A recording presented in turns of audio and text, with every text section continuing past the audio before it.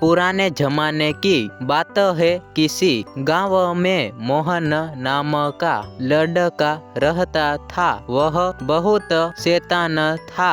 हर दिन उसकी शिकायत उसके माता पिता को सुनने को मिली थी। पिता ने मोहन को विघायल भेज दिया, लेकिन उसकी शरारतों से शिक्षक भी बहुत दुखी हो गया। उस पर अपने शिक्षक की बातों का भी कोई असर नहीं होता था।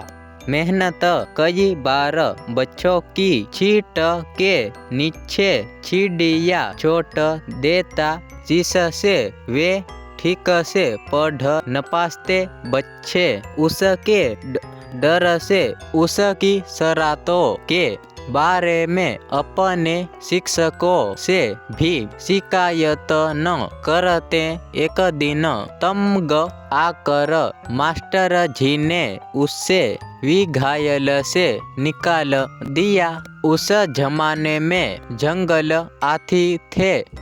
चारों ओर पेड़ पौधों की भरमार थी। अब मोहन जंगल में जाकर पेड़ का ध्यान रखता, पानी देकर छींचता। घर में उसका मन नहीं लगता था। उसकी चिंता में माँ परेशान रहती। मोहन के गांव में एक बूढ़ा आदमी भीख मांगने आता था।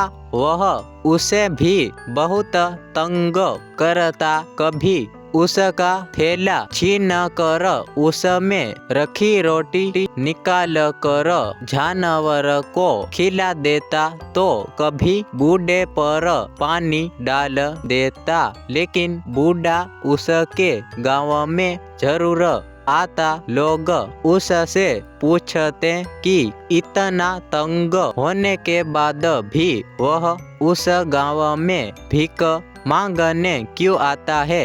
वह सबको एक ही उत्तर देता, मोहन बच्चा है, बच्चे शरारत नहीं करेंगे तो क्या हम बड़े लोग करेंगे। उसकी बात सुनकर लोग चुप होता जाते। इस प्रकार कोई महीने बीत गए। एक दिन मोहन किसी गांव से आ रहा था। उसे घर पहुंचने की जल्दी थी। किसी किसान ने अपनी फसल की रक्षा के लिए नागफनी की बाड़ लगा रखी थी। रास्ते में नागफनी के कांटों पर पड़ी उसने सोचा कि वह एक दो नागफनियों को लेकर रास्ते पर डाल दे तो बड़ा मजा आएगा।